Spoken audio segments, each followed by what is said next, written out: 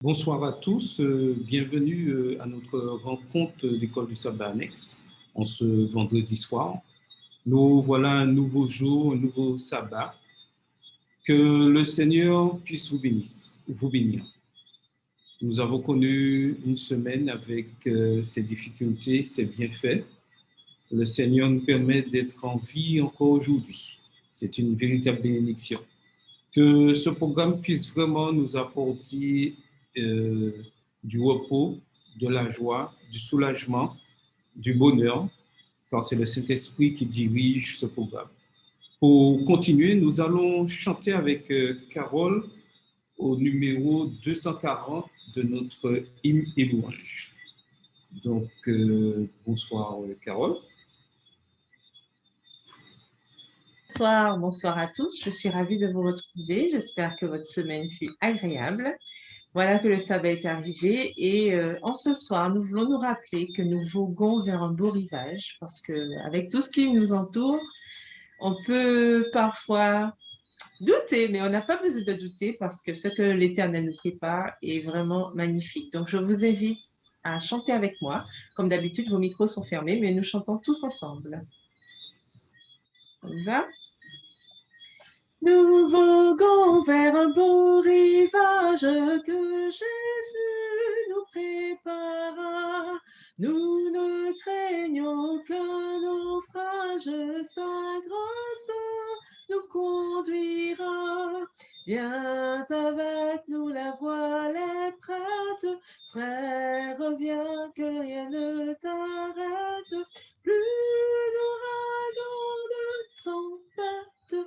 Au séjour du Dieu d'amour, plus d'ouragan de tempête. Au séjour du Dieu d'amour. Pour notre céleste patrie, voici le point du départ. À venir, Jésus te convie, demain sera trop tard. Viens avec nous, la voile est prête. Frère, viens que rien ne t'arrête. Plus d'ouragan de tempête au séjour du Dieu d'amour. Plus d'ouragan de tempête au séjour du Dieu d'amour. Devant nous de la cité sainte, bientôt va s'ouvrir le port. De nos cœurs bannissons la crainte, chantons dans ce saint transport. Viens avec nous, la voile est prête. Frère, viens que rien ne t'arrête. Plus d'ouragan de tempête au séjour du Dieu d'amour. Plus d'ouragan de tempête au séjour du Dieu d'amour. Merci, à tout à l'heure. Merci Carole. Donc nous allons incliner la tête et prier pour commencer ce programme sous le regard de Dieu. Seigneur Dieu, nous voulons te remercier pour tout ce que tu as fait pour nous. Tu nous permets d'être là, d'assister à ce programme, afin que nous puissions vraiment connaître ce repos que tu apportes à chacun d'entre nous. Permets que la paix habite tous ceux qui écouteront cette émission, et que vraiment, avec ta protection, malgré toutes les difficultés de la vie. Nous avons une pensée pour ceux qui sont malades, qui souffrent de la maladie COVID-19 et d'autres maladies. Bénis-les, dirige-les. Nous pensons aussi aux familles endeuillées. Apporte-leur ce soulagement, Seigneur, et que nous puissions être toujours avec eux pour les aider dans ce moment difficile. Merci pour tout ce que pour nous. T'avons béni ton Fils et pour ta gloire. Amen. Donc, nous allons continuer. Donc, comme d'habitude, nous allons passer à l'instruction du manuel d'église. Mais avant de commencer, juste une annonce que vous avez reçue au niveau du groupe WhatsApp concernant les activités de l'Église. Donc, dès demain et jusqu'au 28 août inclus, l'Église d'Oreb sera fermée. Donc, il n'y aura pas de programme en présentiel. Demain, le programme aura lieu sur YouTube. Il y aura un direct au niveau de l'Église avec les siégeants. Et mercredi soir, le 11 août, la réunion sera enregistrée. Le prédicateur sera le frère Agesilas Kelly.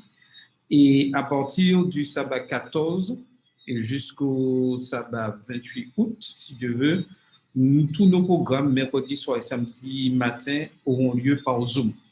Donc, restez à l'écoute. Soyez aussi présents, proposez-vous pour participer à ces programmes sur Zoom afin que ces programmes soient agréables. Et une dernière annonce, le mercredi 18, nous aurons notre rencontre par Zoom, mais ça sera une rencontre vraiment spéciale. Nous voulons que ce soit un moment d'échange et de témoignage, pour prendre encore des nouvelles de tous ceux qu'on ne peut pas voir physiquement. Donc, faites passer le message afin que nous puissions tous nous retrouver vraiment ensemble le mercredi 18 août pour cette réunion spéciale. Donc, maintenant, nous allons passer à l'instruction du... Excuse-moi, Charles, mercredi combien? 18 août. OK, 18 merci. Ouais. Donc, nous allons passer à notre instruction manuelle d'église. Donc, n'hésitez pas, hein, si vous avez des questions, de m'interrompre, il n'y a pas de souci. Nous sommes là pour échanger. Et nous allons commencer le chapitre organisation, fusion et dissolution d'églises et de groupes. Nous aurons sûrement 3 rencontres sur ce sujet-là.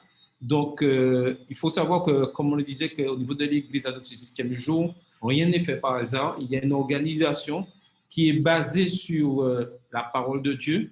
Et qui dit organisation, dit et institution d'église, comment les églises sont organisées, la possibilité de fusion et aussi, c'est vrai qu'il y a la possibilité de dissolution. C'est prévu dans les institutions de l'église adventiste du 7e jour.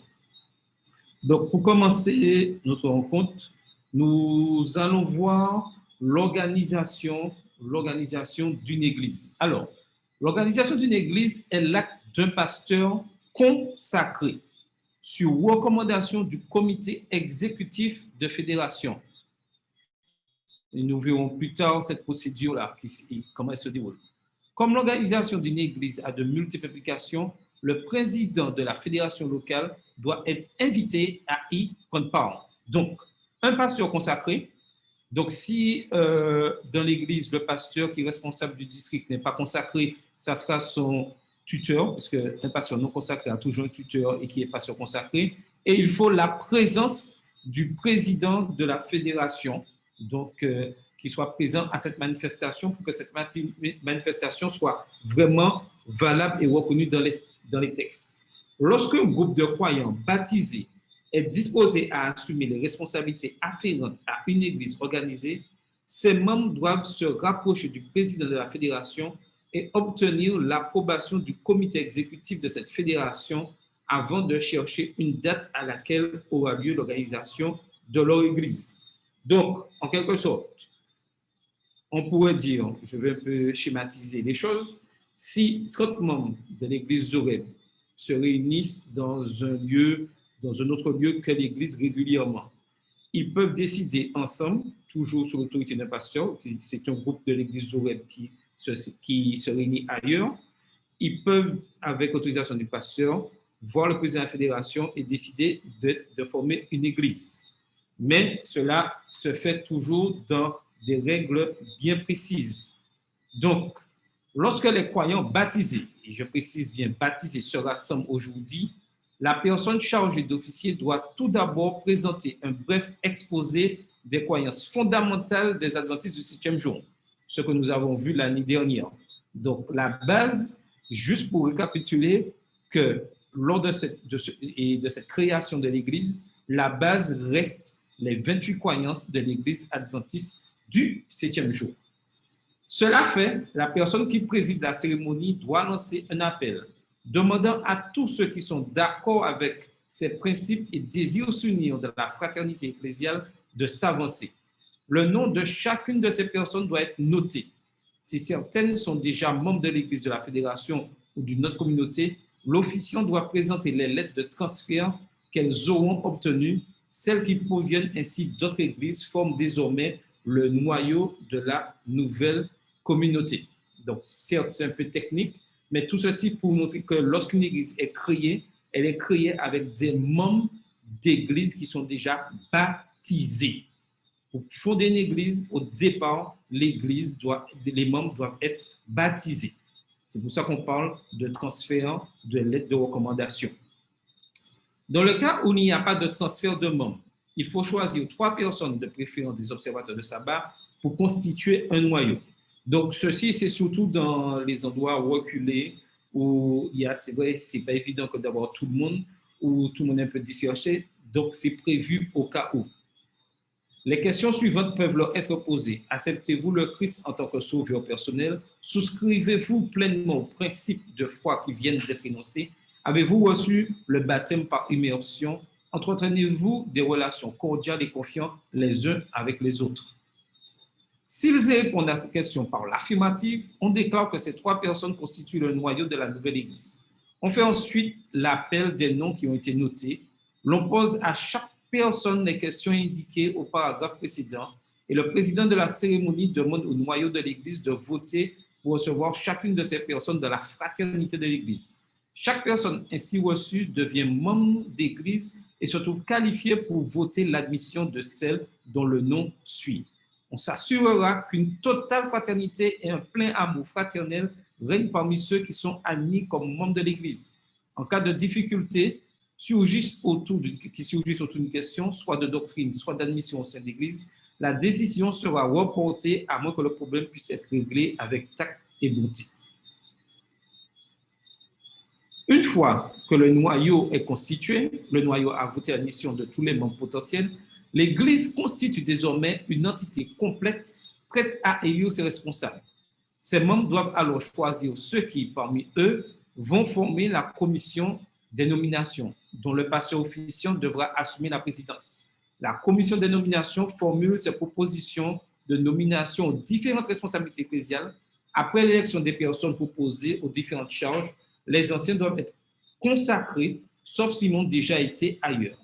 Un service similaire, mais de plus courte durée, doit être tenu pour la consécration des diacres et diaconesses. L'Église est alors totalement organisée, prête à servir. Et nous verrons dans nos rencontres futures l'importance qu'une Église ait des anciens et des diacres et des responsables de département. Donc, une Église est constituée de membres qui ont élu des responsables, et toujours sous la présidence d'un pasteur, et qui ont élu des responsables, et une église doit être constituée aussi d'anciens consacrés, de diacres et diaconesses consacrés, et aussi de membres de département. Lorsque ces choses sont en place, on peut dire qu'on a une église constituée, prête à servir pour la mission. Donc, avant de clore cette réunion, puisque c'est une réunion spéciale, et c'est une spéciale d'organisation de l'Église, les membres doivent voter pour demander à la fédération d'admettre lors de sa prochaine session l'Église nouvellement établie au sein de la fraternité des Églises. Donc, lorsque le vote est pris, on fait voter pour envoyer un courrier à la fédération qui, lors de sa prochaine session ordinaire ou extraordinaire, pourra inscrire cette nouvelle Église dans ces institutions. Et à ce moment-là, l'Église sera en plein droit de fonctionner comme toute autre Église. Pour donner à la nouvelle communauté les meilleures chances de réussite, les dirigeants fédéraux et locaux doivent faire en sorte que tous ces responsables soient pleinement informés de leurs devoirs. Donc, tout ceci pour dire qu'il y a, avant que cette réunion se fasse dans les églises, il y a une formation spécifique pour les futurs, les dirigeants, les anciens, les diacres, vous connaissez qui sont nommés. Il y a une formation et ils doivent suivre cette formation. L'Église doit aussi disposer du nécessaire pour le service de communion, c'est-à-dire la Sainte Seine, lequel doit être célébré si possible dans le cadre de la réunion d'organisation. Donc, en général, lorsqu'il y a cette réunion d'organisation, à la suite de cette réunion, il y a une cérémonie de Sainte Seine pour vraiment consolider les liens de tous ces membres afin, comme ils commencent une nouvelle mission, afin de partir ensemble. Et on peut comparer ça aux apôtres qui se trouvaient dans la chambre haute avant que le Saint-Esprit descende sur eux. Donc, les nouveaux membres qui construisent cette église se retrouvent dans un moment de scène, un moment d'échange, afin de pouvoir vraiment partir dans la mission qui est sur confiée. Le trésorier, le secrétaire d'église et les autres responsables doivent recevoir tous les registres et documents nécessaires à l'accomplissement de leur tâche. Donc, sachant que dans une église, il y a un registre avec tous les membres d'église inscrits dessus. Donc, tout ceci doit être fait, doit être écrit, et c'est le secrétaire qui est nommé dans cette église qui sera responsable de ce cahier-là. Donc, lorsqu'un certain nombre de croyants isolés habitent à proximité les uns des autres ou appartiennent à un petit groupe, et là, je parle de la constitution de petits groupes. Là, nous avons vu une église, et là, maintenant, nous voyons un petit groupe. À une église de maison ou un noyau d'implantation d'église, ils doivent envisager la formation d'un groupe de croyants pour se réunir en communion pour l'adoration et la mission, se donnant comme objectif de croître et de former une église organisée ou de multiplier les églises maisons dans leur zone géographique. Tout ceci pour montrer que, quelle que soit l'organisation, quels que soient les groupes qui se réunissent pour la mission et qui veulent avoir, je dirais, l'autorisation de la fédération, avoir le nom de groupe ou église adventiste du 7e jour, ils doivent avoir une organisation officielle, demander l'autorisation à la fédération. En gros, personne ne fonctionne de manière libre. Donc, si un groupe de personnes se réunit de manière libre et, je dirais, utilise le nom Église adventiste du 7e jour ou groupe adventiste du 7e jour sans l'autorisation de la fédération, c'est un groupe dissident. Tout groupe doit avoir un noyau officiel et doit être reconnu par la fédération. Et tout ceci pour que nous soyons toujours dans l'unité des choses sur les 28 croyances de l'Église adventiste du 7e jour. Mais il y a quelque chose de particulier. Le groupe, ils doivent envisager la formation d'un groupe de croyants pour se réunir en communion, comme je disais, mais les personnes de ce groupe aussi recevront une formation du pasteur de l'Église ou des anciens afin de pouvoir fonctionner correctement. La formation de tel groupe doit être approuvée par un vote du comité de fédération qui pourra par la suite, si cela s'avère nécessaire, prononcer la dissolution du groupe. La division ou la fédération doit disposer de directives écrites pour l'établissement de groupes sur son territoire. Donc, au niveau de la fédération de la Martinique, il y a un cahier des charges pour la constitution de groupes. Au niveau de la Martinique, il y a environ une dizaine de groupes, mais tout est fait maintenant aujourd'hui pour que ces groupes fonctionnent en église, parce que c'est beaucoup plus avantageux et plus facile à gérer. Mais il reste une dizaine de groupes en Martinique à ce jour. Les membres d'église faisant partie de petits groupes, parce que, rappelons-nous, pour faire partie de petits groupes, il faut être déjà au départ membre d'une église ou de groupes de maison peuvent former le noyau de départ d'un nouveau groupe. Tous ceux qui souhaitent faire partie d'un groupe doivent être inscrits comme membres sur les registres de l'église de la fédération. Alors, ou d'une église locale mère, c'est-à-dire, lorsqu'on est inscrit dans un groupe en tant que membre pour activer dans ce groupe, il faut être inscrit sur les registres de la fédération.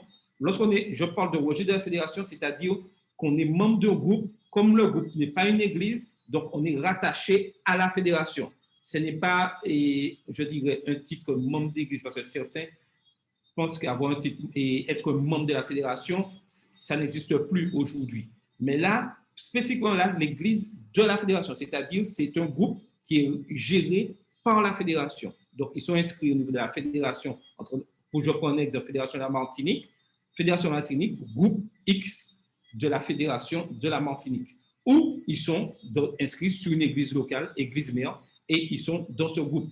Si ceux qui souhaitent faire partie d'un groupe doivent être membres de l'église de la fédération, le comité de fédération décidera par son vote de leur transfert à cette église et précisera qu'ils font partie du nouveau groupe. Et c'est ce que j'expliquais. Donc, tout est complètement régi. Lorsque le comité de la fédération approuve la formation de groupe, il faut affecter à ce groupe une équipe dirigeante responsable, secrétaire et trésorier. Tout ça, c'est pour dire que église ou groupe fonctionne toujours avec des responsables de département, avec des anciens, avec des secrétaires et avec des trésoriers. Aucune église ne peut fonctionner sans dirigeant. C'est le pasteur du district ou tout autre pasteur nommé par le comité de fédération qui se charge de nommer cette équipe en consultation avec les membres du groupe en cours de formation. Toutes les autres nominations au sein du groupe doivent être le résultat du vote des membres du groupe en cours de formation. Le pasteur de district ou toute autre personne autorisée à ce titre par le comité de fédération assure la présidence de ces élections. Seuls des membres de l'Église adventiste en situation régulière peuvent être nommés à ces postes de responsabilité. Tout ceci pour montrer que toute personne ayant des responsabilités dans l'Église adventiste du 7e jour est une personne inscrite sous les registres et qui jouit pleinement de l'affection des membres de son Église ou de groupe. Donc, personne ne se nomme tout seul à un poste. Tout est régi, c'est ensemble que nous travaillons. Donc, le responsable d'un groupe ne sera pas consacré en vue de cette charge et n'aura pas l'autorité requise pour assumer les fonctions attribuées à une ancienne église. Cependant, si des circonstances exceptionnelles l'exigent, le comité de fédération peut nommer une personne pourvue d'une expérience ecclésiale certaine et de capacité de direction pour qu'elle serve comme ancien de ce groupe. Et le plus souvent, en général, un groupe a toujours un ancien responsable, puisque vu, surtout pour la Martinique et d'autres endroits, vu que les districts sont énormes, le chef de district, qui est le pasteur, c'est pas facile pour lui d'être constamment présent, surtout dans un groupe. Un groupe demande encore plus de présence du pasteur.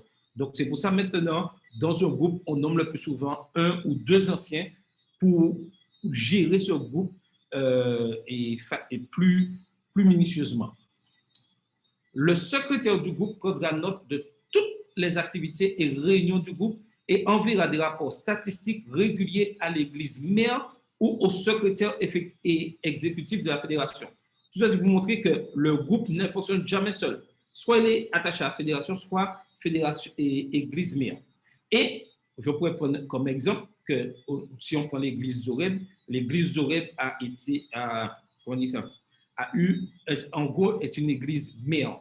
C'est-à-dire, nous pouvons dire qu'au début de l'église d'Oreb, dans les années 60-70, certains membres de l'église d'Oreb sont partis et ont fondé d'autres églises. Nous avons Éphèse, on fait l'église de Bethel à Chelcher, on fondé l'église de Ravine Touza à Chelcher et aussi l'église de l'Ermitage, Birit aujourd'hui. Tout ceci pour montrer qu'une grande église, si elle fonctionne bien, va toujours créer des petits groupes qui après vont devenir des églises et ainsi de suite. C'est comme ça, au niveau de l'église adventiste, que les choses sont prévues. Une église ne peut pas rester avec tous ses membres pendant X temps. Il faut que ces membres, si l'église est vraiment d'activité, il y aura toujours, je dirais, des membres qui vont partir pour fonder, pour agrandir, pour s'agrandir au fur et à mesure. Donc, il faut comprendre que l'importance, en tant qu'Église adventiste du 7e jour, nous avons une mission, c'est d'évangéliser et de construire des groupes et des églises, encore des églises. Donc, il est important aujourd'hui de comprendre, même en Martinique, que nous sommes appelés à nous multiplier au fur et à mesure. Donc, ceci est très important. Les rapports faits par ces secrétaires devront comporter des statistiques qui témoignent de la fréquentation et des activités du groupe, y compris des activités d'évangélisation effectuées pendant la semaine ou lors du sabbat. Tout ça, c'est pour montrer qu'il y a une organisation et qu'il y a un but bien précis qui est toujours l'évangélisation. Il ne faut pas que nous oublions tout ça. Le trésorier du groupe tiendra le registre de toutes les sommes reçues et dépensées et fera parvenir promptement aux dates fixées par la fédération toutes les dîmes et offrandes, autres que les fonds recueillis pour des objectifs locaux au trésorier de la fédération qui est aussi le trésorier de l'église de la fédération. Donc, tout ceci pour montrer qu'il y a une organisation bien précise. Si les membres d'un groupe organisé sont membres de l'église de la fédération, leur groupe n'a pas le droit de se charger de questions disciplinaires ou de transférer ou admettre des membres. Donc, pour les questions disciplinaires, pour les transferts et les membres, comme ils sont rattachés à la fédération, Donc, c'est la fédération qui prendra, qui fera les transferts, etc., et les mesures disciplinaires. Toutes ces questions doivent être transmises au comité de fédération qui fait office de comité d'église de la fédération. Le président de la fédération est l'ancien de l'église de la fédération. Donc, je précise bien, le président de la fédération, au niveau des groupes, est l'ancien de l'église de la fédération. Si la fédération organise un groupe par l'intermédiaire d'une église mère voisine plutôt que par celui de l'église de la fédération, les fonctions que nous avons vues tout à l'heure dans l'établissement des rapports justement seront alors assumées par l'église mère. Si c'est l'église mère qui est responsable de son groupe, c'est elle qui prendra la gestion de tout ce que nous avons vu, mesures disciplinaires, etc. Donc, comme un groupe est appelé à grandir et finalement à être reconnu en tant qu'église, ses dirigeants doivent préparer ses membres au passage au statut d'église en faisant la promotion de toutes les activités généralement effectuées par une église. Tout ça, c'est pour montrer qu'un groupe n'est jamais appelé à rester un groupe. Ce n'est pas possible qu'un groupe est appelé à devenir une église. Et ça, c'est très important. Et malheureusement, certaines fois, on est obligé de dissoudre certains groupes parce qu'ils ne remplissent pas les fonctions requises. Et la semaine prochaine, nous allons voir fusion d'églises et aussi dissolution ou exclusion d'églises. Parce qu'au niveau du manuel d'église, c'est vrai, ce sont des décisions pas faciles, mais comme nous sommes influencés par le mal, donc des fois, nous devons prendre des décisions difficiles, mais avec l'aide de Dieu et la parole de Dieu, nous pouvons aller. Alors, Madeleine a une question. Oui, Madeleine. Oui, alors je voulais juste revenir sur quelque chose et que ça se rapporte également à ce que tu dis aujourd'hui. Donc, on voit bien que l'Église est composée de membres. L'Église n'est pas composée seulement des anciens, des chefs de département. Et on avait vu la fois dernière qu'il faut que les membres s'impliquent dans la vie de l'Église. Donc, il ne faudrait pas que les membres aient peur de ce qu'on appelle, entre guillemets, réunion administrative, puisque c'est la vie de l'Église. Et une fois que les membres auront pris conscience que la réunion administrative, c'est l'assemblée générale, on va dire, de l'Église, entre guillemets, où on va, comment dirais-je, comme lorsqu'on est dans une entreprise, il y a un moment où on va réunir l'ensemble de l'équipe pour parler de ce qui va et de ce qui ne va pas. Et une fois qu'on aura compris ça en tant que membre d'Église, je pense que nos réunions administratives ne seront pas avec 3 pelés et 4 tondus seulement. Parce qu'on voit bien que dans tout, il y a comment on va dire ça, un règlement intérieur, on va dire ça. Et on voit bien, puisque tu as parlé que les décisions de l'Église, on arrivait à la conférence générale. On ne prend pas de décision comme ça pour dire, bon, on va enlever un département, on va créer un nouveau département. Non, il y a une organisation. On respecte l'organisation. Et si je ne suis pas d'accord avec l'organisation, comme tu as dit, je fais un courrier et je m'adresse à la tutelle pour dire, voilà, je ne suis pas d'accord. Parce qu'on voit que s'il n'y a pas d'organisation, parce que regarde quand tu parles là de la création, on va dire ça en quelque sorte, d'un groupe qui devient une église. Et c'est vrai que j'ai assisté en Martinique via les réseaux, une église, et j'étais très contente parce que exactement tout ce que tu as dit, c'est une église anglophone et le président de la fédération était là. Et comment maintenant, il y a une église anglophone qui est déclarée église anglophone. Elle a un nom, ce n'est pas un groupe, c'est-à-dire comme tu as dit, un groupe qui est devenu une église. Et on voit bien qu'il faut respecter ça, puisque si on ne respecte pas cette organisation-là, on va à la catastrophe. Chacun fera ce qu'il aura envie de faire. Et on voit bien, et tu l'as redit encore, que on a vu qu'il y a le pasteur, après le pasteur, il y a l'ancien, il y a le trésorier, il y a les chefs de département, on va dire ça comme ça. Et on voit bien que c'est une organisation hiérarchique comme partout. Tout à fait. Voilà, donc je pense qu'il faut qu'on comprenne que la réunion administrative, on va parler de la vie de l'Église. Qu'est-ce qu'on fait de ça? On a ce projet à faire là. Et que tout le monde participe. Parce qu'en fin de compte, quand tout ne participe pas en tant que membre, une décision est prise. Ah, c'est pas moi qui votais, c'est eux qui prennent décision. Non. On est libre puisqu'on nous donne le choix de dire oui, non ou de m'abstenir. J'ai un choix. Voilà ce que je voulais dire. Merci, Adèle. Tout à fait. Donc, il faut comprendre que nous avons une responsabilité en tant que membre d'Église et vraiment, nous devons prendre à cœur cette mission. Donc, mon souhait, c'est que chacun d'entre nous, tous ceux qui regarderont après, puissent comprendre qu'en tant que membre d'Église, en tant qu'organisation adventiste du 7e jour, les choses sont organisées selon le Saint-Esprit et nous avons vraiment une place importante dans cette organisation. Chaque membre a une place importante et nous ne devons pas l'oublier. En tout cas, merci à tous pour ce moment d'instruction. Donc maintenant, nous allons passer au bulletin missionnaire et c'est Carole qui nous présentera le bulletin de ce jour. Bonsoir à nouveau, on m'entend? Oui, très bien. Alors, donc, nous continuons notre parcours dans la division nord-américaine. Et ce soir, c'est l'histoire de Diana Fish qui a 56 ans. Elle nous raconte qu'avec son mari Lauren, ils avaient des emplois rêvés. Alors, son mari avait un cabinet conseil qui était prospère, un cabinet de conseil qui était prospère, et elle travaillait au développement chez Advent Life. Et ils aimaient vivre près de la plage en Floride.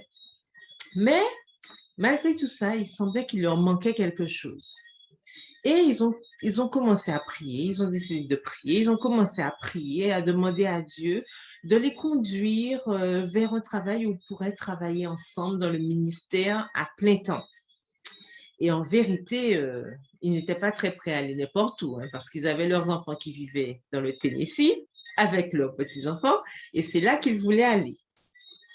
Et sur un coup de tête, elle nous raconte, Diana, qu'elle a décidé d'assister à une conférence organisée par le ministère de la Femme de la division nord-américaine.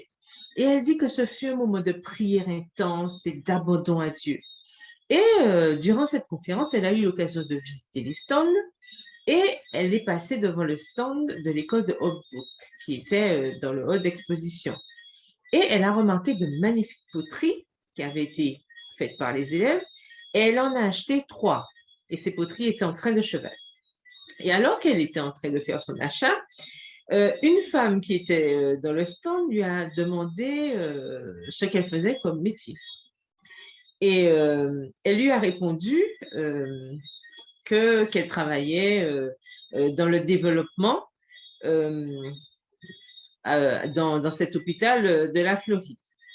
Et la dame, avec enthousiasme, lui a pointé du doigt une des femmes qui était avec elle sur le stand et lui a dit « C'est notre directrice de développement et elle va prendre sa retraite. » Et elle lui a dit que Holbrook se trouvait dans l'Arizona, mais dans son cœur, Diana s'est dit « Ah non, il n'y a aucune chance qu'on aille de ce côté-là, puisque bon, l'Arizona, vous savez, c'est très désertique. » Et eux, ils avaient une appétence pour l'eau, ils aimaient l'eau, donc elle ne pensait pas qu'ils allaient trop déménager de ce côté-là.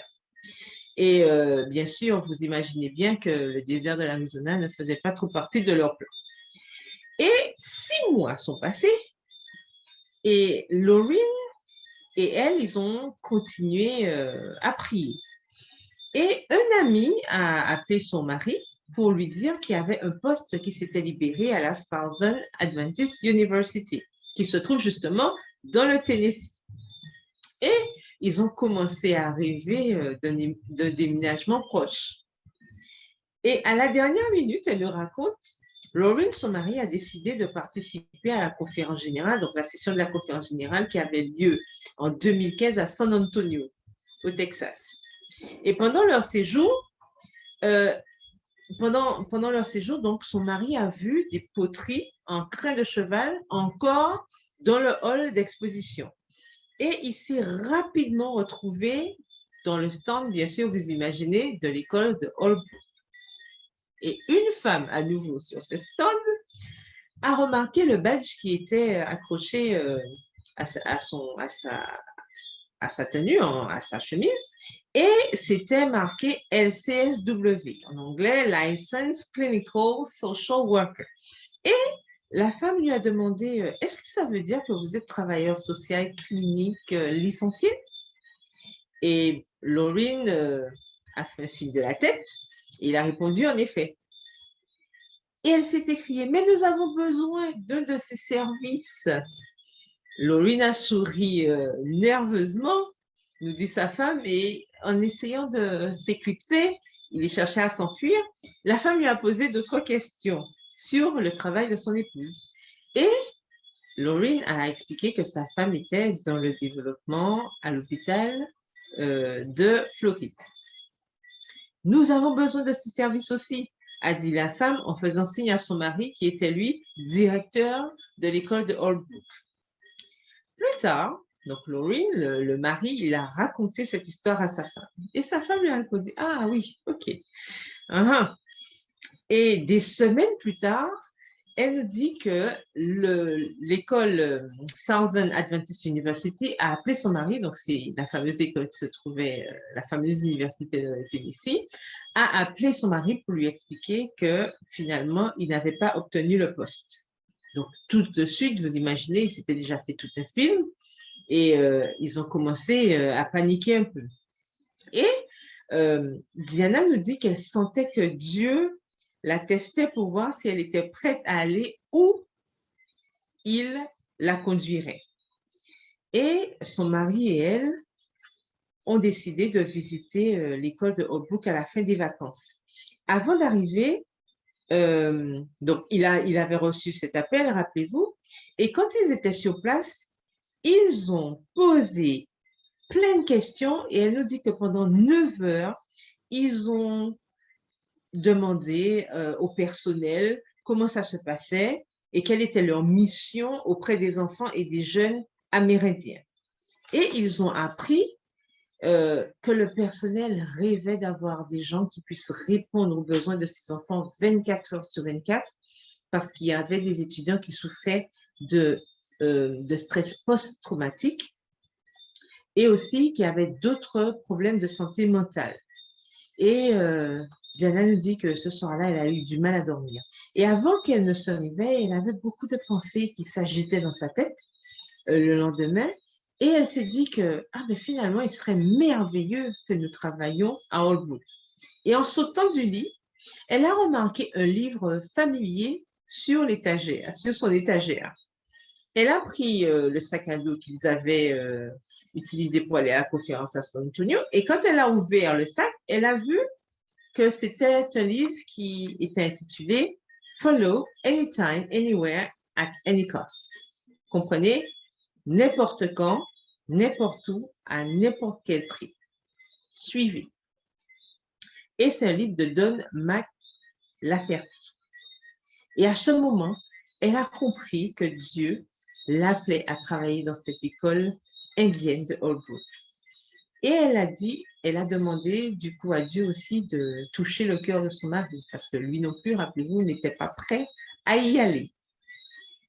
Et elle a prié, elle a attendu.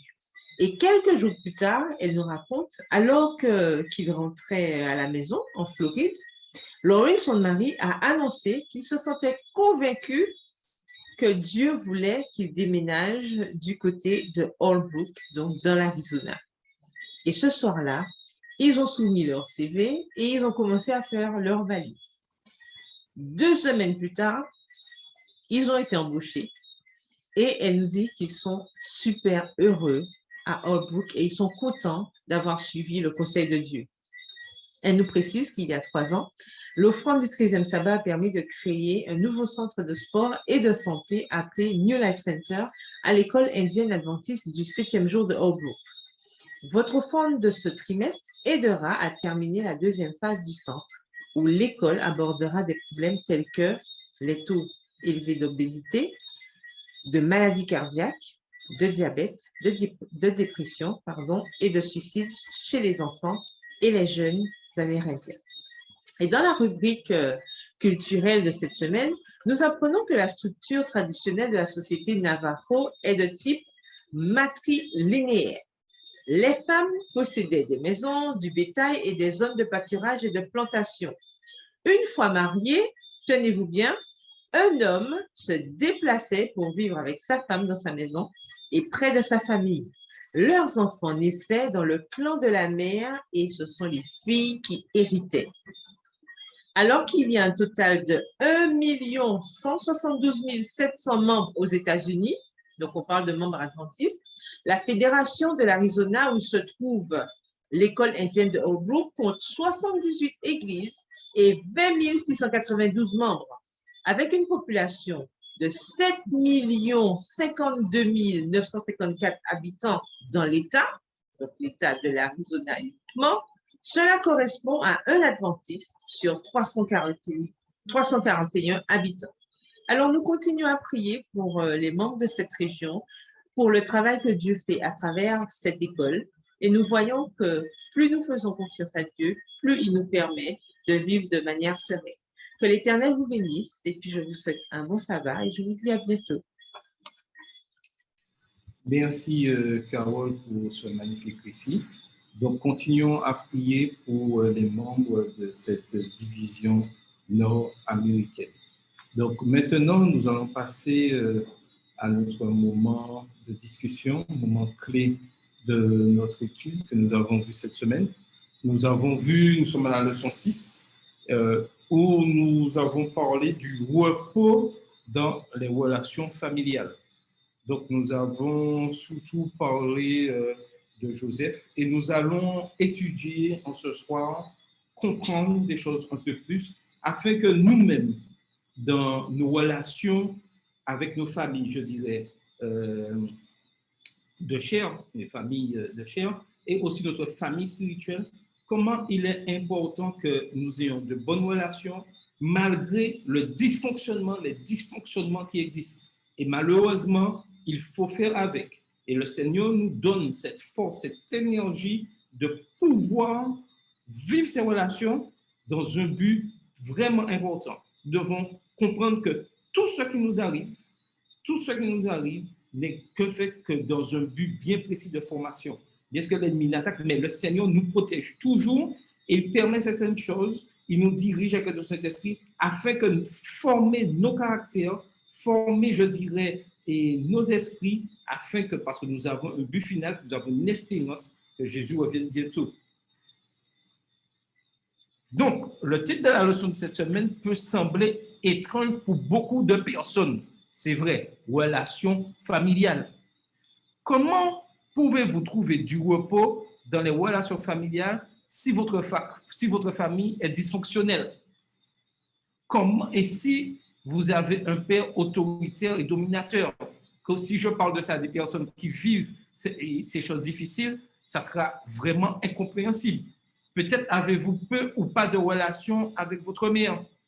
Ou que faire s'il y a des rivalités intenses entre vous et vos frères et sœurs?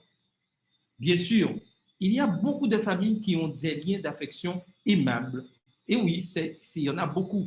Le foyer est un lieu de soutien où l'amour est ouvertement exprimé. Mais malheureusement, ce n'est pas toujours le cas. Nous pouvons prendre courage à partir de l'expérience de Joseph. Et quoi que nous vivions dans nos familles, nous devons savoir que la parole de Dieu est là pour vraiment nous donner, réconforter, nous donner de la force dans tout ce que nous vivons. Que des moments de joie ou que des moments de peine, mais nous savons que nous avons la parole de Dieu, nous avons Christ avec nous pour pouvoir nous aider à vivre ces moments difficiles.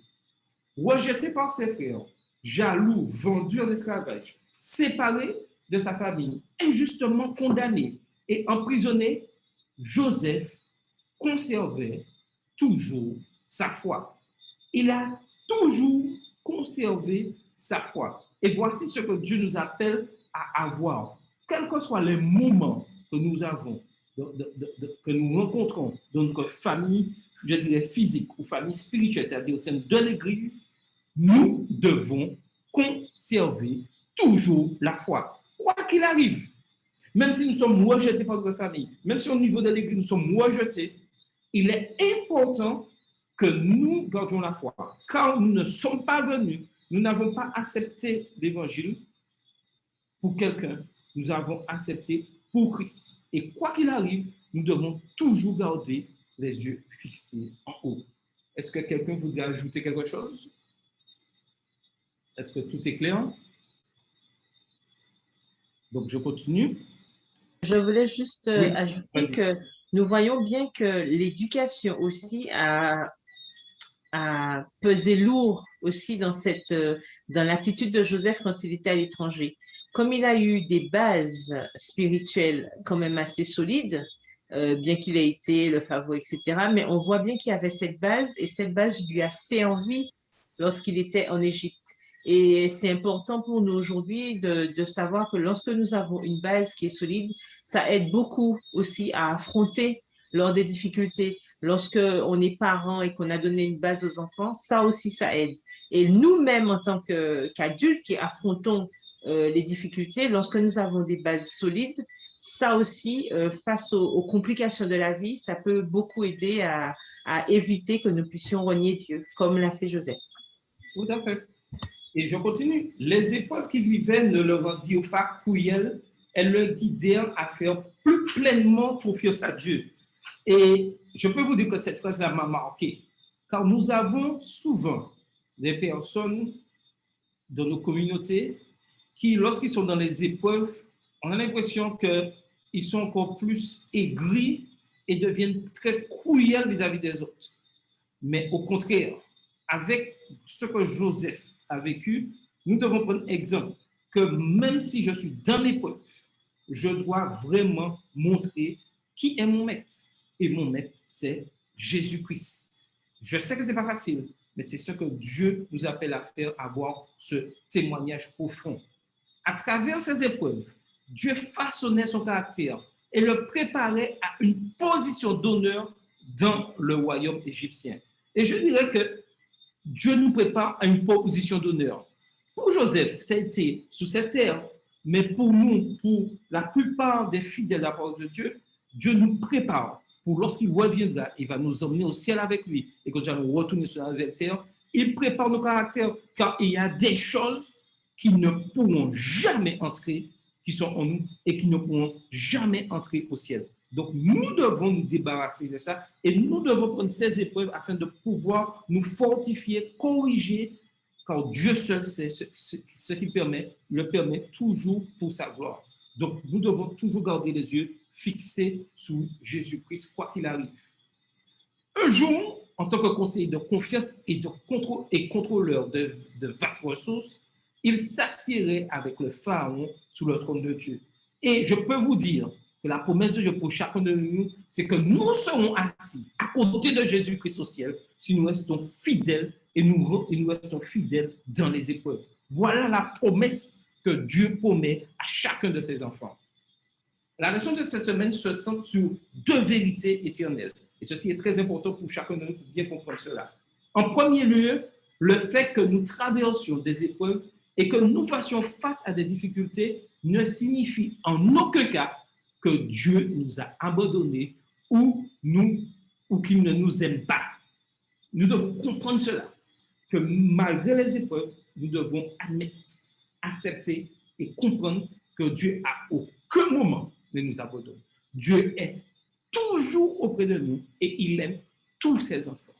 Et nous devons vraiment avoir ça à l'esprit et c'est ceci qui va nous permettre de comprendre, de rester fidèle à la parole de Dieu et de pouvoir traverser ces temps difficiles. Quand je peux vous dire aujourd'hui, avec tout ce qui se passe, COVID-19, les églises qui sont fermées, ce sont des épreuves dures pour certaines personnes.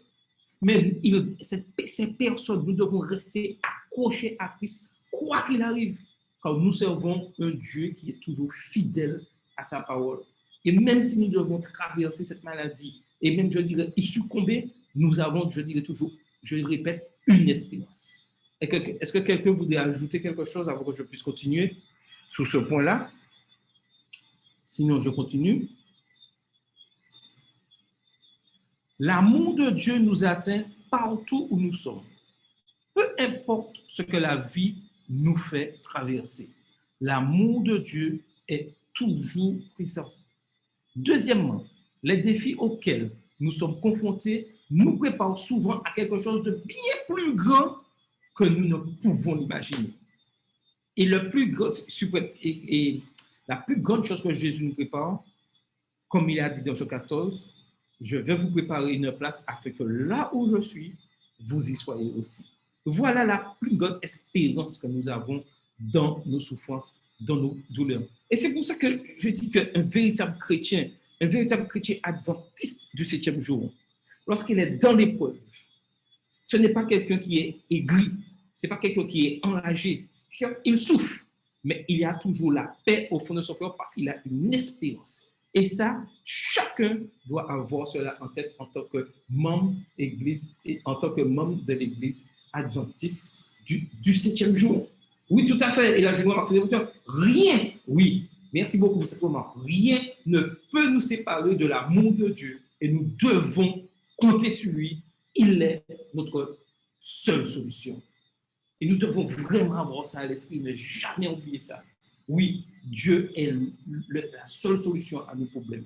Quel que soit le temps que ça prend, nous devons rester accrochés à l'Église. Et je le dis à chacun d'entre vous, et en ce soir, quoi qu'il arrive, dans ces difficultés, dans les problèmes de relations, c'est des membres d'Église, on ne veut plus de nous, s'il y a des problèmes, ne quittons jamais nos communautés. Restons accrochés à Christ et continuons à travailler. Et je peux vous dire que les résultats seront magnifiques au-delà de tout ce que vous pouvez espérer. Dieu a un plan pour tout cela et travaille à accomplir son but ultime dans nos vies. Dieu a toujours un plan. Nous ne le savons pas, mais nous ne le voyons pas, mais nous constatons après que Dieu est toujours là. Lorsque nous sortons de l'épreuve, nous voyons que Dieu a toujours été là auprès de nous. L'histoire de Joseph est l'histoire d'un jeune homme qui était fidèle à Dieu au milieu d'une relation familiale dysfonctionnelle. Mais Dieu l'utilisa finalement pour sauver sa famille et restaurer la relation qu'il avait perdue.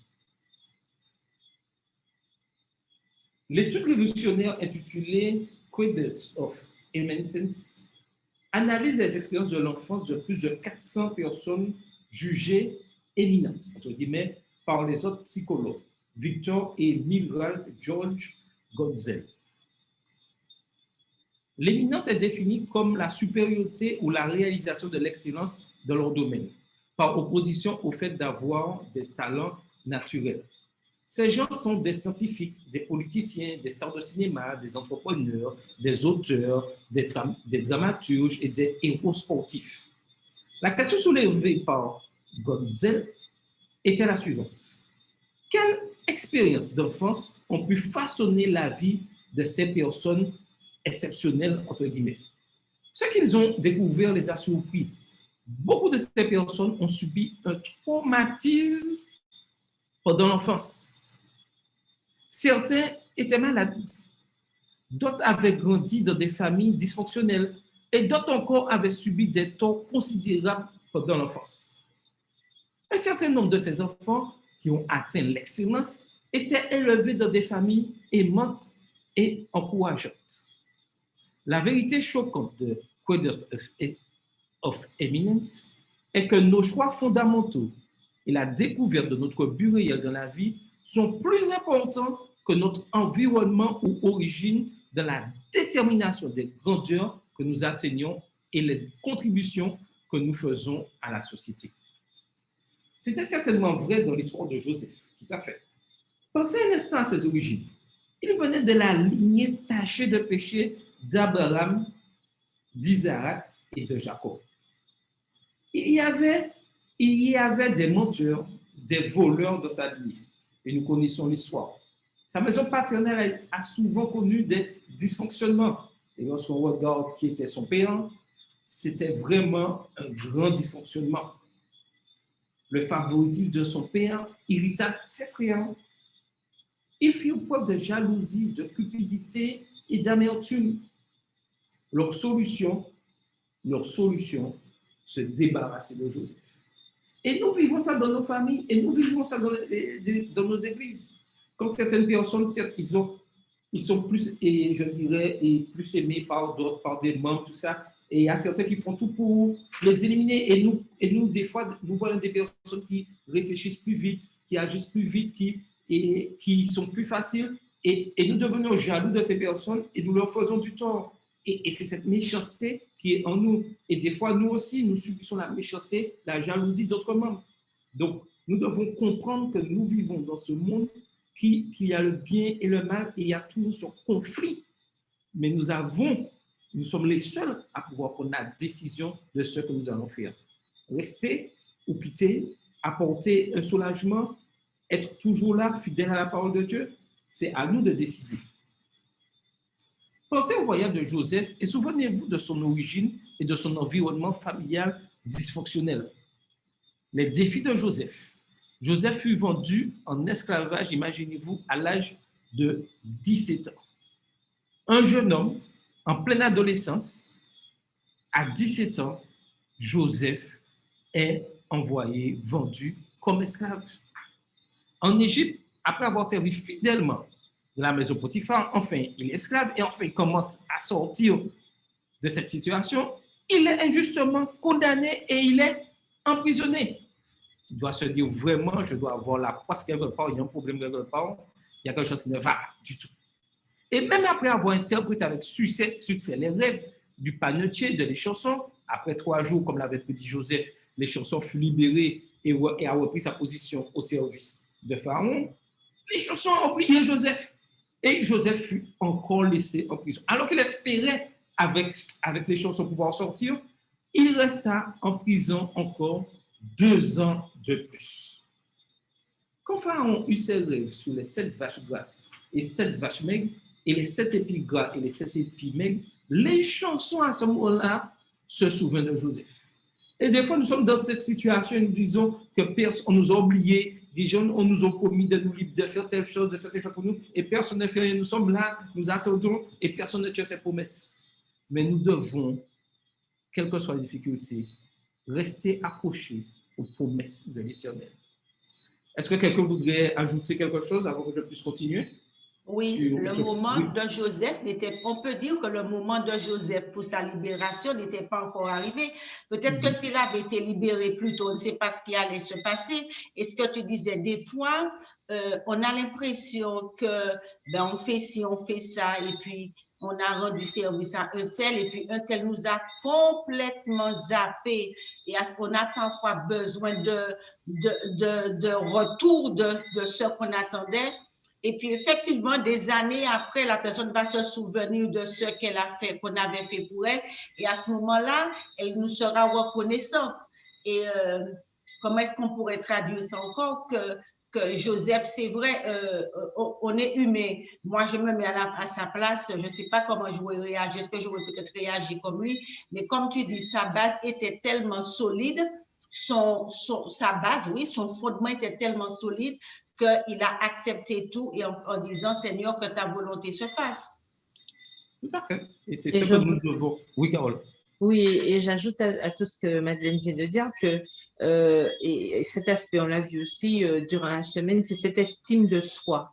Quand on est chrétien, on doit avoir une estime de soi aussi qui montre que nous sommes enfants de Dieu. Et je pense que ça aussi, ça a aidé Joseph lorsqu'il était en difficulté, parce que le fait de savoir qu'il était non seulement aimé de son père, mais aimé de Dieu, parce qu'il avait aussi cette connaissance de Dieu, je pense que ça aussi, ça l'a aidé à comprendre que quel que soit ce qu'il est, qu'il finisse esclave, qu'il finisse autrement, etc. C'est-à-dire que sa position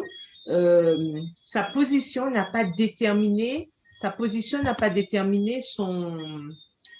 engouement, son amour pour Dieu. Et ça, je pense que c'est très important de le mentionner. Et c'est une leçon pour nous aujourd'hui aussi. Quelle que soit la manière dont nous nous trouvons, nous savons que nous sommes enfants de Dieu et à cause de cela, grâce à cela, ça nous permet d'affronter les difficultés. Et ça, c'est important. Avoir une estime de soi par rapport au fait qu'on soit enfant de Dieu. Ça a une valeur inestimable. Tout à fait. Donc, je continue. Donc, selon Genèse 41, verset 46, Joseph, alors, avait 30 ans. Alors, imaginez-vous, 17 ans, 30 ans, 13 ans, entre guillemets, de galère. Et vraiment, Joseph a tenu ferme. Et nous, Des fois, deux jours de galère, nous pleurons déjà et nous sommes abandonnés, l'Église a abandonné le Christ. Et 13 ans. Donc, tout ça, c'est pour nous dire, quelle que soit la durée des épreuves que nous subissons, nous devons rester fidèles à la parole de Dieu. Et tout ceci, c'est un travail constant. Je n'ai pas dit que c'est facile, mais c'est un travail constant en restant accroché à la parole de Dieu et nous pouvons réussir. Christ a réussi, nous pouvons réussir. 13 années difficiles s'étaient écoulées. Pendant tout ce temps-là, Joseph resta fidèle à Dieu. Sa foi inébranlable, son intégrité et sa sagesse clairvoyante le placèrent en position de privilège avec Pharaon et il devint le second commandant de l'Empire égyptien. Et à aucun moment dans ces moments de souffrance, Joseph a crié à ses machins réclamant justice. Non, il a attendu patiemment. Et c'est ce que l'Éternel nous demande le plus souvent. Attends, laisse-moi faire le travail. Attends patiemment. Dieu agit toujours. Dieu n'abandonne jamais de ses enfants. Et nous devons continuer, persévérer dans la prière. La fidélité de Joseph et les bénédictions de Dieu, les expériences des 13 dernières années avaient préparé Joseph à son présent. Tout ça, c'est pour nous dire que tout ce que nous subissons, tous les épreuves que nous avons, nous préparent. Nous préparent à quoi? À notre espérance, à être prêts pour le retour de Jésus. Voilà comment nous devons fonctionner en tant que membres de l'Église adventiste du 7e jour. Et ceci est très important aujourd'hui. 13 ans auparavant, dans la maison de Potiphar, l'Écriture déclare son maître vit que l'Éternel était avec lui et que l'Éternel faisait prospérer entre ses mains tout ce qu'il entreprenait.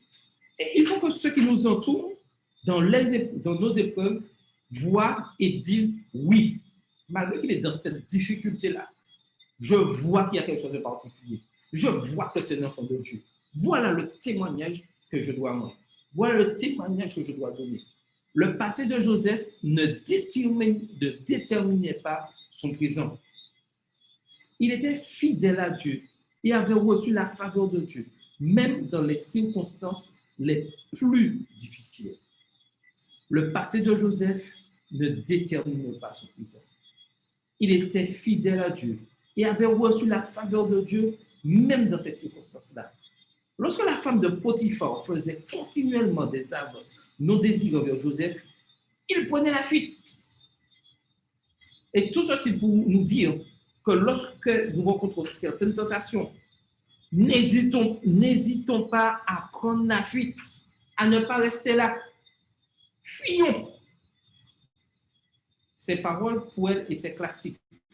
Comment ferais-je un aussi grand mal et pécherais-je contre Dieu? Voici ces mots que nous devons avoir à la bouche lorsque nous subissons la tentation. Quand il fut injustement emprisonné, sa capacité de leadership et sa réputation intacte impressionnèrent le geôlier. C'est-à-dire en prison, dans ce lieu où difficile, il a porté témoignage. Quel que soit là où nous sommes, nous devons porter témoignage, même si nous vivons des situations difficiles. Une fois de plus, Joseph fut élevé à un poste de direction. Dieu le favorisa.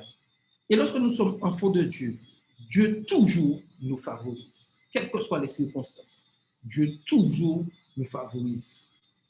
Le récit dit, l'Éternel fut avec Joseph et il étendit sur lui sa bonté. Il le mit en faveur aux yeux du chef de la prison. Genèse 39, verset 21. Après avoir interprété les rêves de les chansons et du panetier, Joseph n'était pas trop inquiet au sujet de son emprisonnement. Malgré qu'il avait demandé à les chansons, il n'était pas inquiet. Il était sûr que l'Éternel agira. En combien de temps? Il espérait que c'était demain, mais il n'était pas inquiet. Si ce n'était pas demain, il attendrait le temps qu'il faudra, car il savait que l'Éternel allait le libérer. Et nous devons être comme ça et avoir cette attitude dans l'épreuve. Nous ne savons pas quand est-ce que nous serons libérés. Peut-être c'est la mort qui va nous libérer de cette situation, mais nous devons attendre patiemment et laisser Dieu agir, quelles que soient les situations que nous subissons. Il décida de faire confiance à Dieu et de faire de son mieux à la tâche qui se trouvait le plus proche. lorsqu'il finit par être appelé à interpréter le rêve du pharaon, il ne se donna aucun honneur. Et ça, c'est très important. Lorsque Dieu nous délivre de l'épreuve, nous devons apprendre à rester humbles, à être que simples serviteurs. Si nous sommes délivrés, nous voyons les choses, nous remercions le Seigneur. Mais dans nos remerciements, soyons humbles. Souvent, on entend, oui, le Seigneur, j'ai fait ça, le Seigneur m'a dit. Non, qu'est-ce qu'on n'a rien fait? C'est le Seigneur qui a fait. Et nous devons rester humbles lorsque nous sommes délivrés de nos épreuves et dire simplement, merci Seigneur, que la gloire te revienne. Il dit simplement, ce n'est pas moi, c'est Dieu qui donnera une réponse favorable. Ce n'est pas moi qui me suis sorti de cette situation, c'est Dieu qui a permis cela. Moi, je n'ai rien fait. Il n'y a qu'un simple instrument entre les mains de Dieu. Voilà ce que nous sommes. Et voilà comment Dieu veut que nous agissions en tant qu'enfants de Dieu. Quand Pharaon comprit le rêve et sa signification, il choisit à ce moment-là Joseph pour construire des entrepôts pour préserver le blé pendant les 7 années d'abondance parce que l'Esprit de Dieu était en lui et Joseph était intelligent et sage. Voilà ce qui arrive. Les hommes voient toujours en nous quelque chose de positif, malgré que nous sommes en difficulté. Et nous devons nous devons prendre comme exemple Joseph dans tout ce que nous faisons. L'origine ou l'environnement de Joseph ne détermina pas son avenir. C'était plutôt son choix de faire confiance en Dieu. Voilà voilà ce que nous devons comprendre dans tout ce qui arrive. Nous ne devons pas dire oui, c'est parce que j'ai été maltraité, c'est comme ça que je suis machin. Même s'il y a eu des mauvaises influences, quoi qu'il arrive, au sein de l'église, oui, c'est parce que le frère m'a maltraité, il a menti sur moi, que je quitte l'église. C'est quoi ça? Non. Je dois faire confiance à Dieu et laisser Dieu agir. Même si on a menti sur moi, même si je suis maltraité, laissez Dieu agir et son nom sera toujours glorifié. Cela ne sert à rien de chercher à se faire justice soi-même. Laissons Dieu agir dans nos épreuves, dans nos difficultés et nous nous en sortirons grandis. Sa foi transcendait son environnement. Et voilà ce qui doit arriver dans nos fonctionnements, dans notre fonctionnement, dans nos familles, s'il y a des fonctionnements. Notre foi doit transcender notre environnement. Cette citation d'Aristote parle de la valeur des choix positifs. Quelle que soit notre situation ou notre environnement, l'excellence n'est jamais un accident. Je répète ça, hein? L'excellence n'est jamais un accident. C'est toujours le résultat d'une grande intention, d'un effort sincère, d'une exécution intelligente. Il représente le choix judicieux de nombreuses décisions alternatives. Ce n'est pas le hasard qui détermine votre destin. Je répète bien, ce n'est pas le hasard qui détermine votre destin. C'est Dieu, c'est être fidèle à Dieu et dans nos choix de fidélité qui déterminera notre destin. Est-ce que quelqu'un voudrait ajouter quelque chose? Oui. Bon, oui, vas-y. Bonsoir à tous. Oui, je voudrais revenir un peu sur les relations familiales et je voudrais dire qu'en tant que parents, que ce soit que l'on ait 2 ou 3 enfants, nous devons toujours donner le même amour aux enfants. Les 3 enfants doivent être sur le même piédestal et nous ne devons pas montrer que nous aimons tel ou tel enfant. Et nous devons avoir le même amour pour les enfants et nous devons aussi donner aux mêmes enfants la base spirituelle parce que ce sont ces enfants-là que nous allons amener plus tard au temple et que les monitrices, bien sûr, vont terminer le travail, mais la première base spirituelle doit être dans le foyer pour que ces enfants puissent avoir une certaine stabilité quand nous allons les emmener au temple. Et autre chose, je voudrais dire que c'est vrai que lorsque nous regardons l'histoire de Joseph, nous voyons quand même que Joseph, par rapport à ses frères, avait un certain privilège.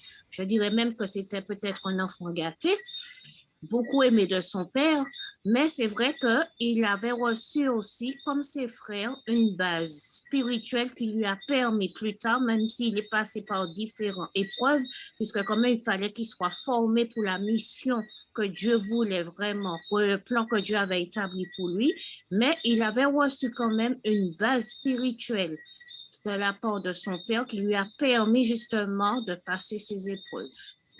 Oui, tout à fait. Très bien. Donc, il y a quelqu'un qui a levé la main. Oui. Oui, c'est moi. Je voulais dire en fait que tu as parlé des épreuves de Joseph et je voulais dire que quand on a des épreuves, en fait, on doit louer le nom de Dieu parce que c'est ces épreuves-là qui renforcent notre relation avec Dieu et il nous faut être reconnaissant en fait et louer son nom. Tout à fait, tout à fait. Quelles que soient les circonstances. Tout à fait. C'est pas facile. Oui. J'avoue, c'est pas facile, mais nous devons vraiment rester fidèles, remercier l'Éternel. Certaines personnes pourraient penser que c'est un acte entre guillemets sadomaso, mais ce n'est pas le cas. C'est, je dirais, une compréhension de la parole de Dieu, de ce que Dieu nous demande. Même dans l'épreuve, pouvoir remercier. Oui, Carole. Oui, justement, tout à fait d'accord avec ce qui a été dit. Et aussi, nous devons toujours nous rappeler que si effectivement nous nous disons que toute chose concourt au bien de ceux qui aiment Dieu, ça doit être une réalité dans notre vie. Il ne faut pas que ce soit quelque chose d'ambivalent, enfin, c'est un jour avec, un jour sans, etc. Surtout lorsque nous savons que on va au-devant de jours pas très glorieux, que les choses vont certainement se corser et tout, on doit vraiment faire tout le temps cette rétrospection et savoir si, enfin, à quel point nous en sommes. Est-ce qu'on a peur pour rien? Est-ce qu'on panique pour rien? Ou est-ce que, justement, on est vraiment ancré suffisamment en ce Sauveur qui nous fait tant de promesses, qui nous a déjà accordé tant de bénédictions, qui a déjà démontré à maintes reprises qu'il n'oublie pas ses enfants, pour que nous puissions rester sereins, puisque on rappelle que ce trimestre, on parle du repos. Et si on a besoin de repos, justement, il ne faut pas qu'on soit constamment 24 heures sur 24 en panique, en train de se poser plein de questions, des questions auxquelles on n'a même pas de réponse en plus, puisque la base de la confiance, c'est ça, la base de la foi, c'est ça, c'est croire en des choses qu'on n'a pas encore vues. Donc, il faut qu'on sache, tout comme Joseph, on rappelle que Joseph avait déjà eu ses fameux songes, on se rappelle, avant même qu'il arrive en Égypte. D'accord? Donc, il y a forcément des choses qui ne s'étaient pas encore réalisées. Il n'avait pas encore compris à quoi ça ressemblait. On voyait bien que c'était un enfant dans sa tête, en fait. Il ne comprenait pas trop. Mais on a bien vu qu'au fur et à mesure, quand il a laissé Dieu le guider comme il fallait, il a fait confiance à Dieu.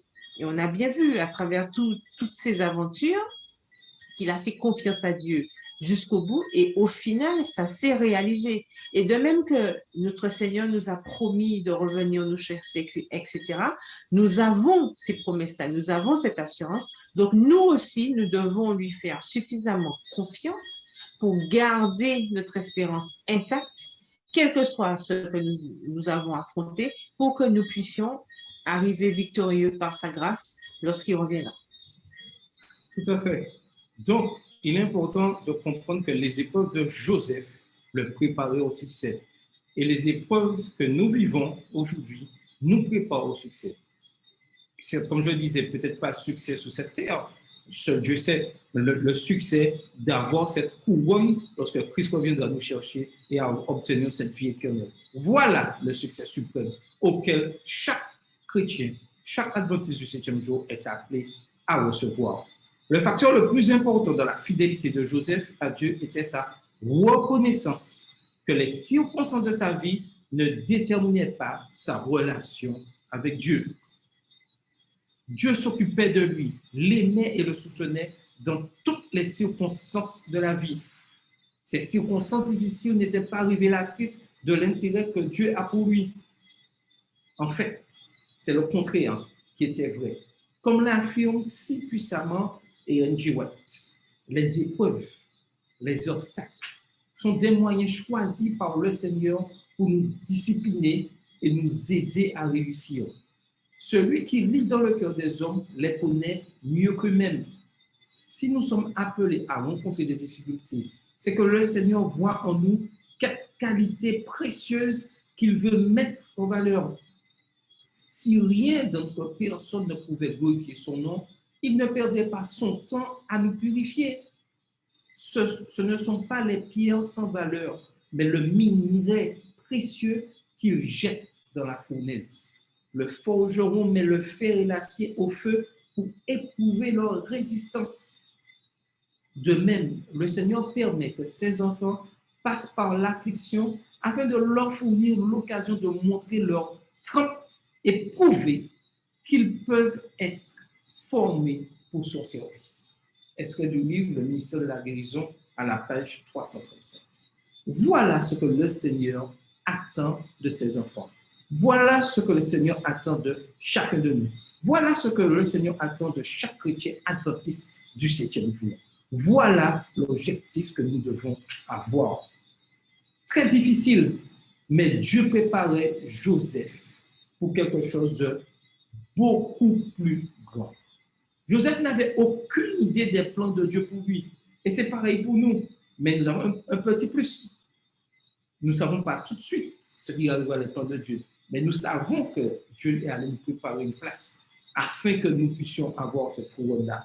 Nous avons un petit plus et ce petit plus doit nous permettre de tenir ferme. Il pouvait difficilement imaginer qu'il sortirait du fond de la prison pour aller au palais. Ça, c'était quelque chose d'inimaginable pour lui. De sa sagesse clairvoyante, Dieu œuvrait pour le plus grand bien de Joseph. Grâce à ce seul homme, Dieu sauverait toute une nation. Imaginez un instant que Joseph n'ait pas été fidèle à la parole de Dieu. Il n'aurait pas été ce grand homme pour libérer, pour sauver la nation. Dieu nous utilise, mais nous avons un choix à faire. Nous pouvons accepter ou refuser. Dieu ne force personne. Si Joseph avait refusé, Dieu aurait pris une autre personne, mais ce n'est pas Joseph qui aurait été le grand libérateur. Donc, il est important de se comprendre que nous avons un choix à faire.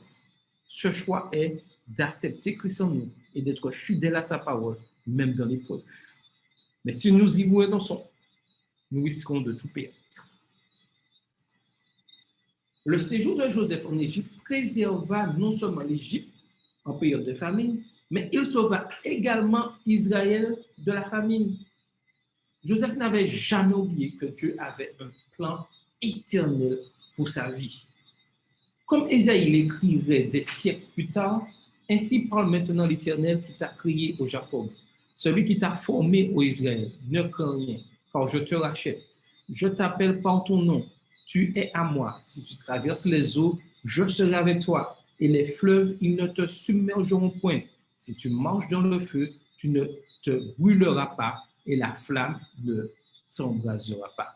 Ésaïe 43, les versets 1 et 2. Voilà ce que le Seigneur appelle ou nous promet. Nous dit, ne crains rien, car je te rachète. La promesse éternelle de Dieu à Joseph et à chacun de ses disciples est que nous sommes précieux, nous sommes honorés et nous sommes aimés de Dieu. Et ça, nous ne devons jamais l'oublier. Quoi que les gens disent de nous, nous sommes précieux, honorés et aimés de Dieu. Il ne nous délaissera et ne nous abandonnera point. Hébreux 13, verset 5. Quel que soit notre parcours, quel que soit notre environnement, quelle que soit notre situation familiale, il est là pour nous encourager, il est là pour nous soutenir. N'oublions jamais cela. Et même si nous sommes un petit nombre, restons fidèles à la parole de Dieu. Il est là pour élever notre vision de ce qui est à ce qui, par sa grâce, sera. Il est là pour nous inspirer de ses plus grands projets pour nos vies. Certains d'entre nous, dans notre cas de l'école du sabbat, viennent de foyers merveilleux, encourageants et pieux. D'autres viennent de foyers brisés ou foyers où les conditions étaient ou sont moins qu'idéales. Peu importe ce que notre vie familiale est ou était, chacun d'entre nous, comme Joseph, passera par des expériences difficiles dans la vie. Et je répète ceci, chacun d'entre nous, nous passerons par des expériences difficiles dans la vie. La leçon d'école du sabbat cette semaine a vraiment une pensée centrale. Nous devons vraiment garder cela à l'esprit. Dieu ne nous abandonna pas quand nous faisions face aux défis de la vie. Dieu, à aucun moment, ne nous abandonne. Si tout comme Joseph, nous choisissons d'être fidèles, à Dieu dans les moments difficiles, il nous préparera à quelque chose de beaucoup plus grand que nous ne pouvons jamais imaginer. Nous ne pouvons même pas imaginer ce que Dieu nous prépare. Mais soyons fidèles mais soyons fidèles à sa parole. Donc, avant de passer à ces 3 réflexions que j'aimerais en ce soir vous donner, est-ce que quelqu'un a quelque chose à ajouter, à compléter ou à dire après tout ce que nous avons dit? Donc, vous avez la parole.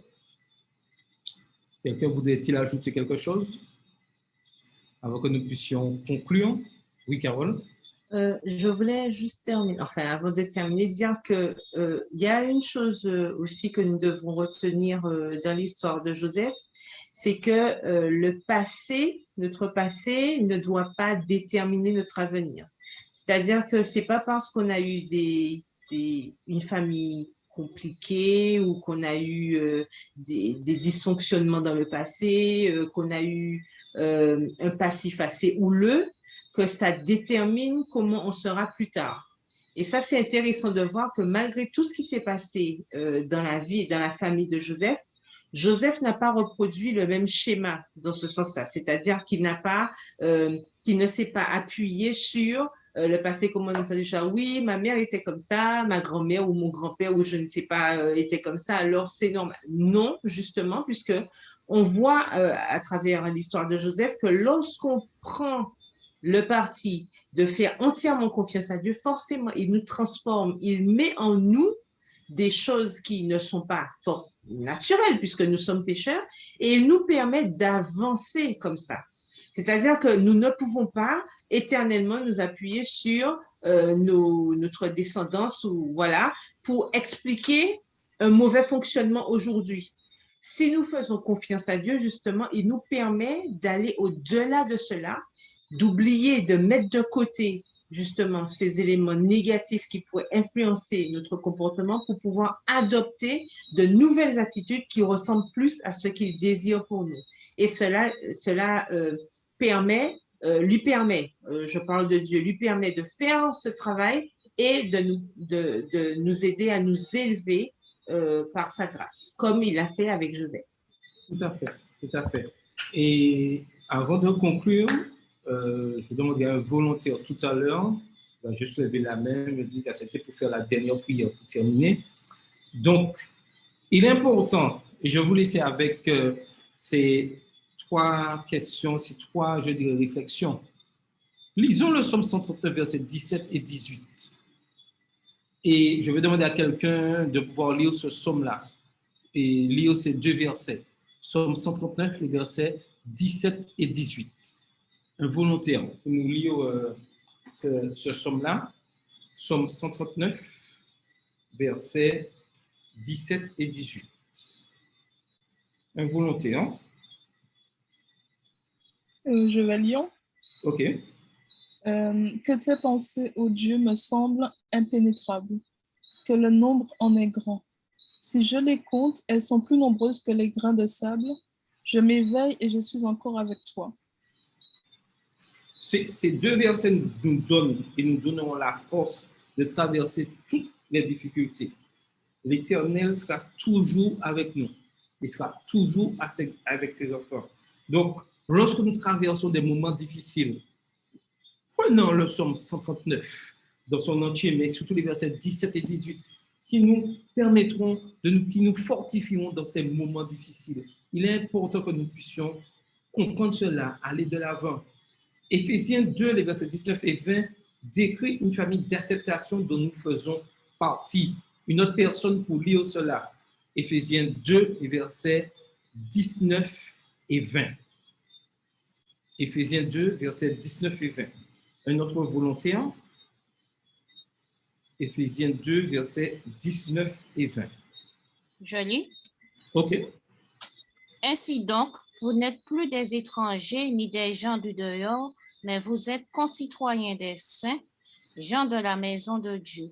Vous avez été édifiés sur le fondement des apôtres et des prophètes, Jésus-Christ lui-même étant la pierre angulaire. Alors, que représente pour vous maison, que nous sommes habitants de maison, la maison de Dieu? Alors, un volontaire pour répondre à cette question. Qu'est-ce que cela signifie pour vous, ce texte-là? Pour moi, ça signifie qu'on est héritier du royaume des cieux, qu'on est, on est enfant de Dieu et tout. Tout à fait. Et nous ne devons pas oublier ça, que nous sommes des êtres vraiment spéciaux aux yeux de Dieu. Et lorsque je sais que je suis quelqu'un de spécial, j'ai une attitude spéciale, mais je suis quelqu'un de reconnaissant et qui accepte que mon maître, l'Éternel, dirige ma vie et que tout ce qui arrive, je l'accepte, sachant que Dieu sait ce qu'il prépare pour moi. Et nous devons vraiment garder cela à l'esprit. Au cours de cette semaine, souvenez-vous de l'expérience de Joseph. Il était fidèle à Dieu pendant 13 longues et difficiles années. Pendant tout ce temps, la bénédiction de Dieu était sur sa vie. La fidélité dans le présent et la confiance en Dieu aujourd'hui vous prépareront et ouvriront les portes d'un avenir au-delà de votre imagination. Et retenez ce, parce qu'il y avait un truc à retenir ce soir, c'est ça. La fidélité dans le présent et la confiance en Dieu aujourd'hui nous prépare et nous ouvre les portes d'un avenir au-delà de notre imagination. Et ça, c'est très important. Et je vais vous laisser avec ces réflexions pour bien comprendre la leçon. Qu'est-ce qui nous rend l'obéissance si difficile? Pourquoi est-il si difficile d'obéir? Quel exemple de limite à l'obéissance ai-je connu?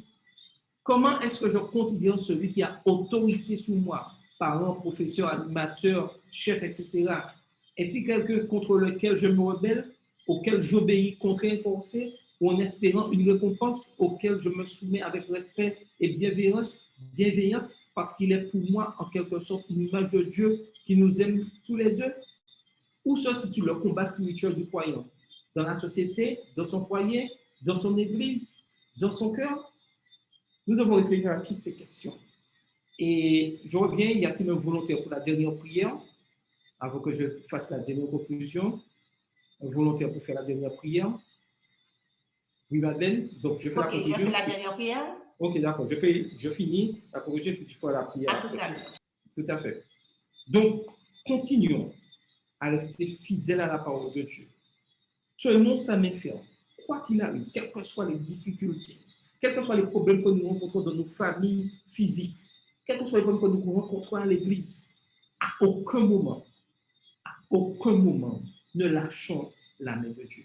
Restons fidèles à la parole de Dieu. C'est mon souhait pour chacun d'entre nous. Et nous allons finir notre programme et prier avec Madeleine. Nous inclinons la tête. Éternel, notre Père, nous te remercions pour ton amour. Nous te remercions, Seigneur, pour ce repos que tu nous donnes, car nous en avons besoin, que ce soit notre âme, notre corps ou nos pensées, Seigneur. Un moment où nous mettons tout de côté et nous voulons, Seigneur, recevoir tes bénédictions en ce soir. Tu nous rappelles l'expérience de Joseph, Seigneur, afin que cela puisse nous aider dans notre vie de tous les jours et savoir, Seigneur, qu'il y a des hauts, qu'il y a des bas dans notre vie. Mais nous devons te faire confiance et nous appuyer complètement sur ta parole et nous abandonner entre tes mains. Merci pour ton amour. Merci pour cette expérience du vendredi soir et sois avec chaque membre de notre église d'Ourem, que ce soit du plus petit au plus grand, ceux qui sont dans la douleur, ceux qui sont malades, nos personnes âgées, Seigneur, qu'ils puissent savoir que tu es à leur côté et que quel que soit ce qui arrive, ce qui arrivera, que nous devons avoir les yeux fixés sur toi. Fais-nous du bien, rends-nous que notre sommeil soit paisible et doux, Seigneur. Nous savons que nous n'allons pas nous revoir physiquement d'ici quelque temps, mais nous savons que par les moyens de la technologie que tu mettras en place et Seigneur que nous avons à notre Église, nous pouvons entretenir des relations et nous réunir pour pouvoir parler de toi et dire ce que tu as fait pour nous. Garde chacun de nous, fais-nous du bien. Au nom de Jésus et pour ta gloire. Amen. Amen. Donc, la semaine prochaine, nous verrons la leçon 7, repos, relation et guérison. En tout cas, continuons à être fidèles. Donc, n'oublions pas, demain, nous n'aurons pas de rencontre en présentiel au niveau de l'église Zorem. Le programme sera sur YouTube, le YouTube de l'église 97.2, À partir de 9h45, nous aurons un programme en live que vous pourrez découvrir, un programme.